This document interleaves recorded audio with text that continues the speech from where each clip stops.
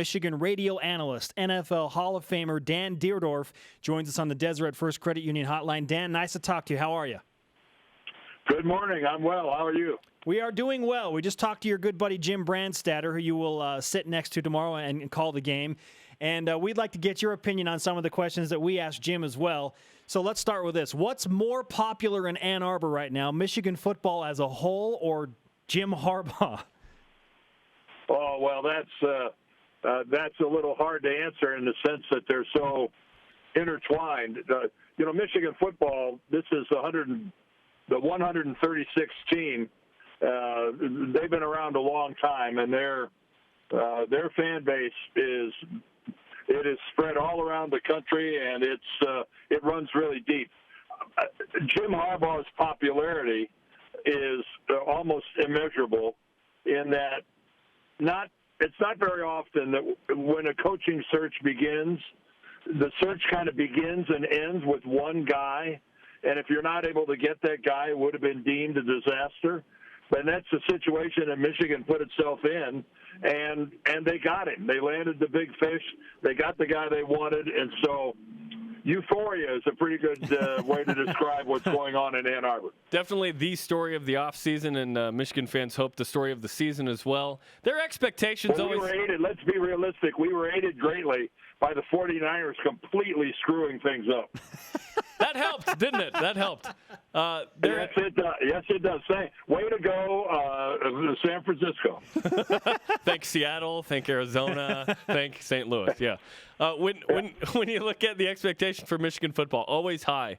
But now that 3 games have been played and you've been able to see this team a little bit, how have the expectations maybe changed? Well, first of all, expectations are always high, but expectations have also been tempered by what's happened the last 7 years, which has been something really uncharacteristic for people who love Michigan football. We're just not used to not contending for a Big Ten championship. We're certainly not used to having losing seasons. So I think the fan base is pretty realistic. I think they realize that there's a reason why Jim Harbaugh was hired. This team was 5-7 a year ago, and so I don't think anyone thinks that we're a contender for a national championship or even on the same level with Michigan State and Ohio State. So we know that the Jim Harbaugh project is going to be measured in years, not in weeks. Dan Dierdorf, NFL Hall of Famer, College Football Hall of Famer, and Michigan radio analyst joining BYU Sports Nation right now. Michigan played against a very solid Utah team that's in the top 20 and then handled Oregon State and UNLV. Now they take on another ranked team in BYU. Will this be the toughest test this Michigan defense has seen to date with BYU coming into town?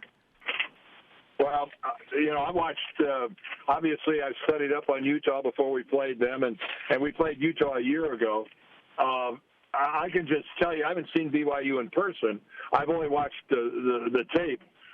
BYU looks to me to be a better football team than Utah, and that is music to our ears, Dan. It's just my impression. I'm pretty impressed with the way they play, how coordinated they are on offense, even with a freshman. It's hard to call a 22-year-old guy a freshman, but a man who has freshman experience, let's put it that way. I'm very impressed with how good of a football team they are in all 3 phases. And I know where you're going to go. It's amazing to me that the odds makers have made Michigan the favorites in this game. That's a head scratcher to me. Yeah, we were just talking with Jim Brandstatter about that, and BYU will play the 4th straight week as the underdog, interestingly enough. Why do you think people believe in Michigan? Well, I don't know, because that's the other thing. It's not like BYU is going to be intimidated coming into our stadium, which a lot of people are. There's a lot of rubbernecking going on by players who've never been in front of that many people before. But, geez, you just played in the Rose Bowl. You went to Lincoln, Nebraska, and played in that crazy asylum. So it's your guys. The only thing is this has been some brutal start to a football season, the schedule that BYU is playing. But they're not going to be the least bit intimidated by being in Ann Arbor in the Big House. Talking with Dan Dierdorf on BYU Sports Nation, who is bringing it thus far. When you look at the matchups tomorrow between BYU and Michigan, what position groups or what specific matchups intrigue you the most about this game tomorrow, Dan? Well, being an old offensive lineman, and to me, it's how BYU plays defense, and they remind me a great deal of Rex Ryan and the schemes that he would run when he was in Baltimore or when he was with the Jets.